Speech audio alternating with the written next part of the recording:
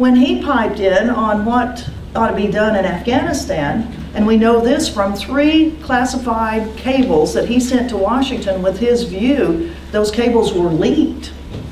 Don't know who did it, but I sure am glad they are, because Carl Eikenberry said, you don't need to send any more military. We got plenty of military here. We need to go a different way and not put in more military. So we now have 120,000 US military there. We have 40,000 NATO troops that are there. We have 80,000 US contractors there, to include Blackwater, now called Z, Blackwater, that was thrown out of Iraq because of the abuses of civilians in Iraq. But now guess who guards Carl Eikenberry, the US ambassador? Blackwater, back in town. Yeah. So we've got 180,000 contractors, many of whom are these private security contractors like Blackwater, Z, DynCorp, Triple Canopy. We have, let's see, 300,000 Afghan army people that have now been trained. We've got 250,000 Afghan National Police. So that, if you total that up, that's right at 800,000 people that are in Afghanistan for security purposes, to make Afghanistan stable, to fend off 50 Al-Qaeda, and as Leon Panetta says, at a strong day when there's no other work around the southern part of the country and other parts where there are Taliban, that on a day when there's no other work in town and the Taliban says, okay, boys, let's get our guns and let's go after some Americans, there might be 15,000 of them, 15,000. So we have 15,050 versus 800,000. So gosh, it must be the most stable place in the world. And sadly, it's not. Sadly, it's not.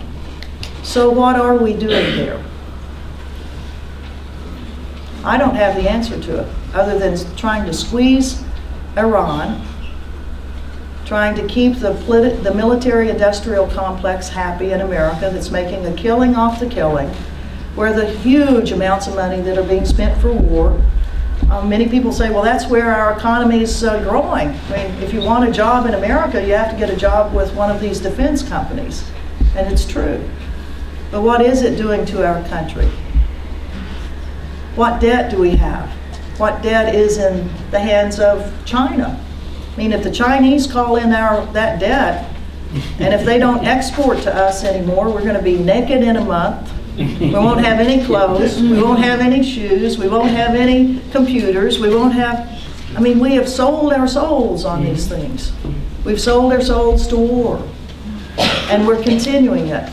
And I'm concerned. I'm very concerned. I'm also concerned about other aspects of the policies. I think the title of my talk was from Afghanistan to Gaza, and the other issues of what's going on in the Middle East. And as a US diplomat, one of the very first questions that you're asked whenever you are in another country as a diplomat representing the United States is, what's the story on these policies that the US always has, where it seems like Israel can do no